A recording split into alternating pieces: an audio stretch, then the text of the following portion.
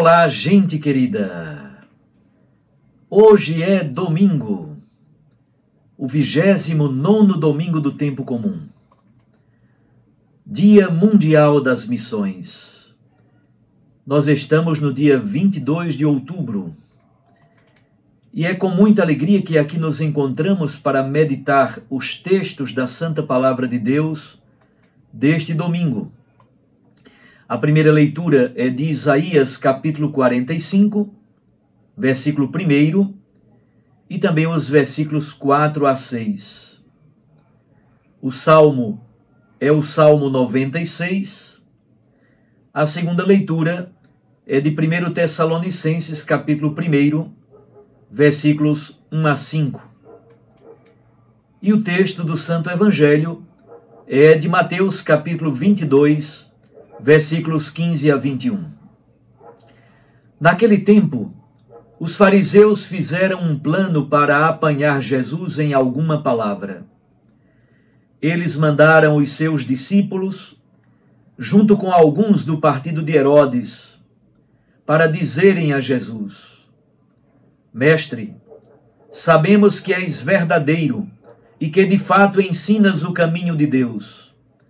Não te deixas influenciar pela opinião dos outros, pois não julgas um homem pelas aparências. Dize-nos, pois, o que pensas. É lícito ou não pagar imposto a César?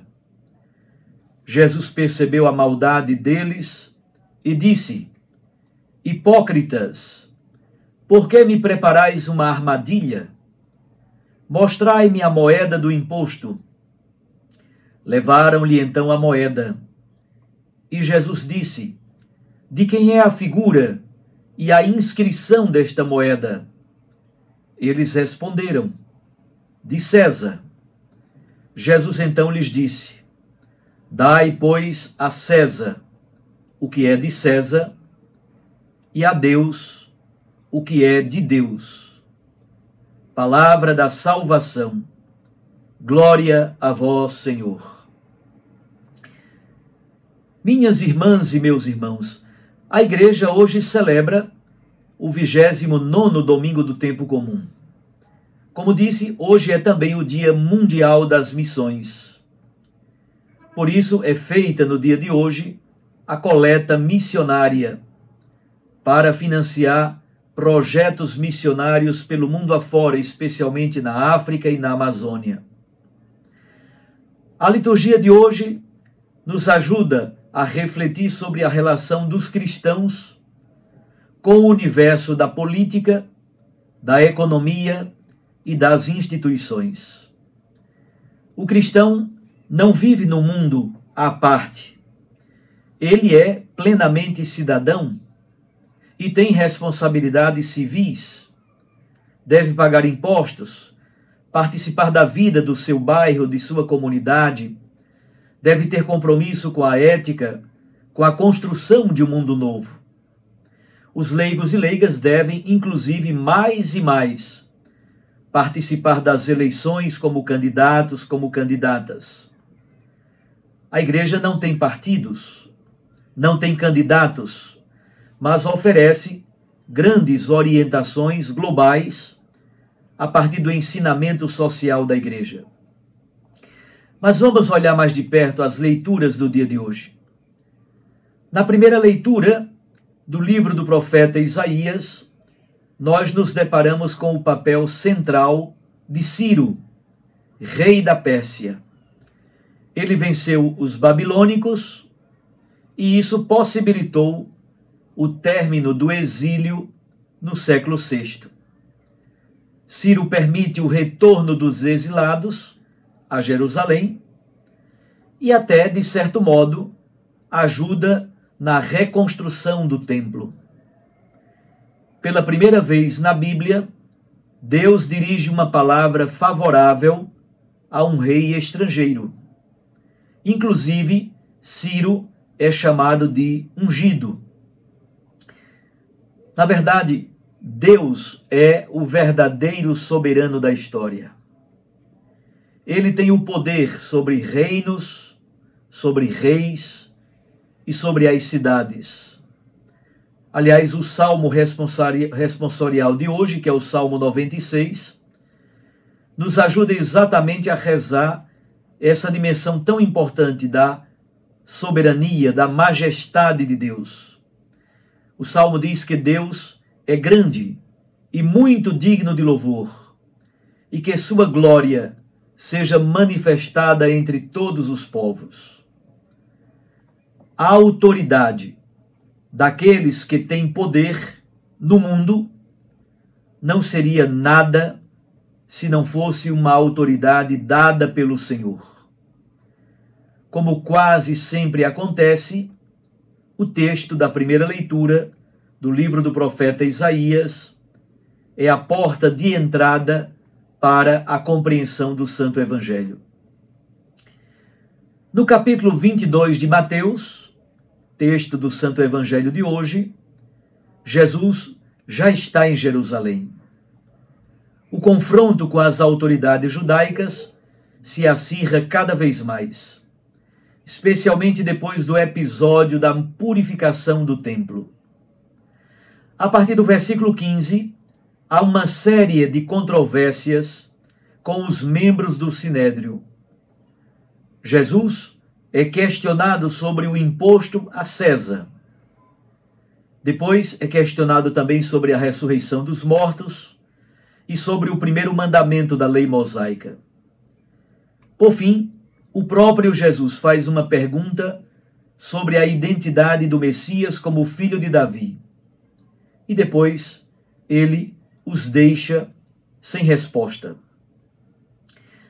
Fariseus e herodianos, eles conspiram para colocar Jesus à prova.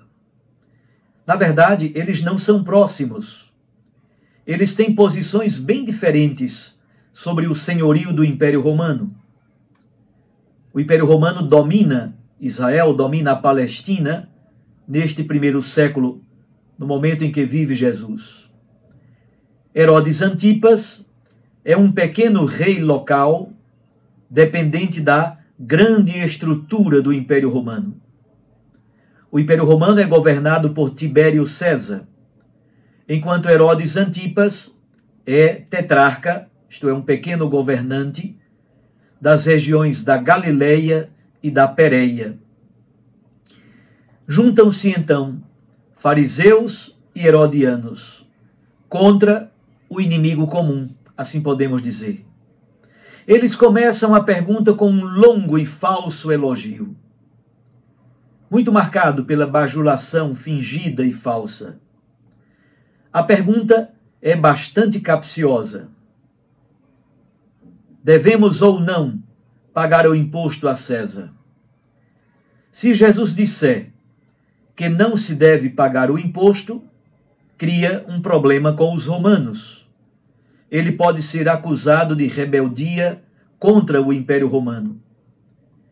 Se Jesus disser que sim, se deve pagar o imposto, ele pode ser acusado de colaboracionismo e até de idolatria, pois a imagem que está cunhada na moeda, de algum modo, conduz ao reconhecimento do poder imperial. Ao pedir a moeda a eles, Jesus confirma que eles trazem a moeda consigo e, portanto, reconhecem a autoridade do imperador. Mas ainda, contrariando a cultura bíblica, eles reconhecem a imagem do imperador que está cunhada na moeda e a ele, de algum modo, prestam respeito.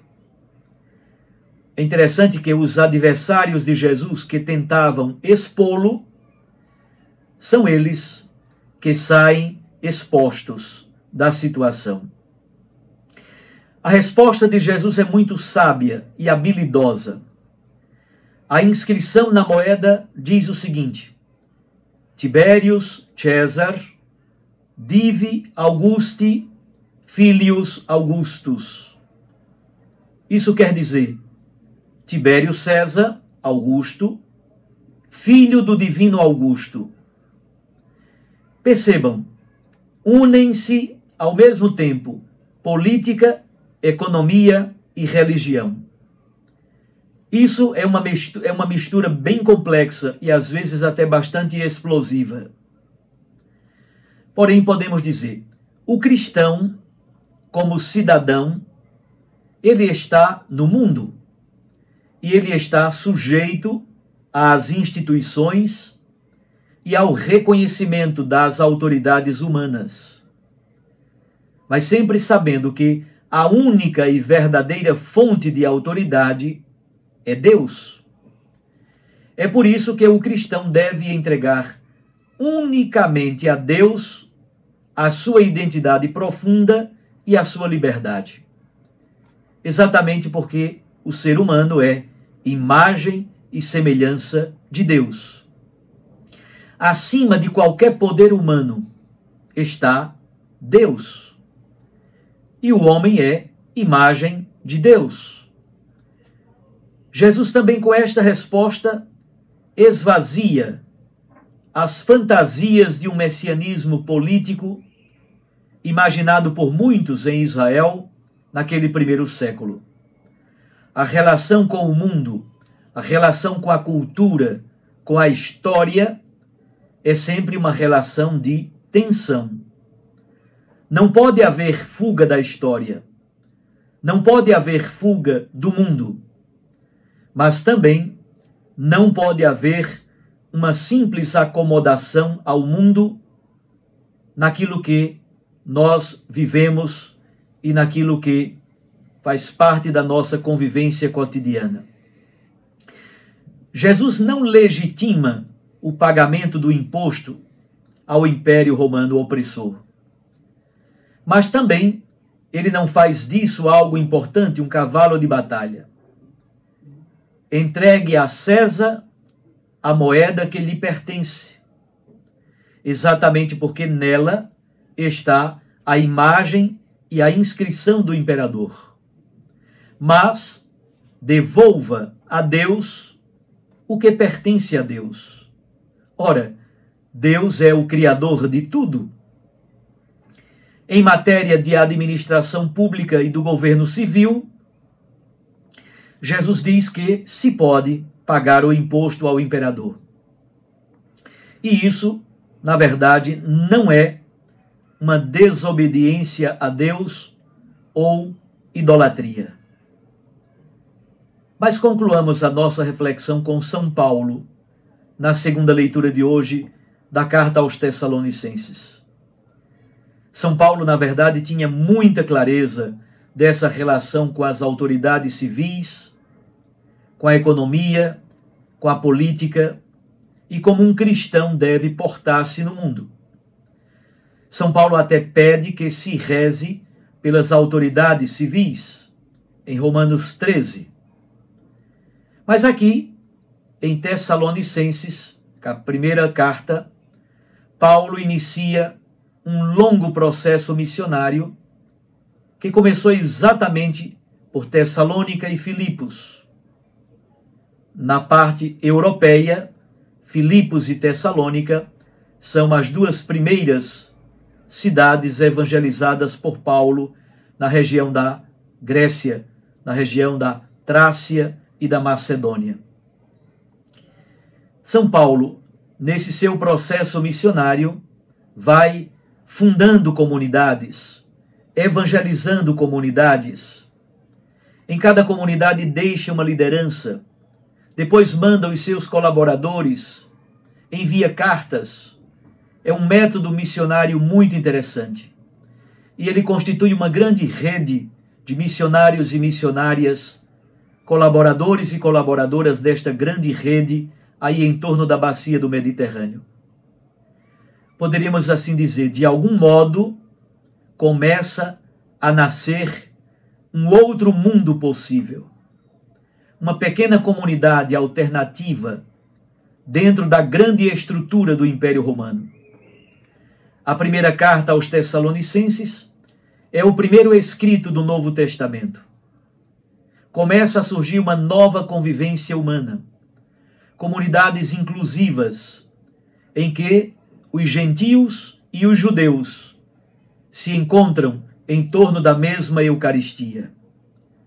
Comunidade em que homens e mulheres, adultos e crianças, pessoas letradas e incultas, escravos e livres, todos se irmanam em relações marcadas pela fé que é comum. E esta fé é exatamente na presença vivificadora de um crucificado que ressuscitou.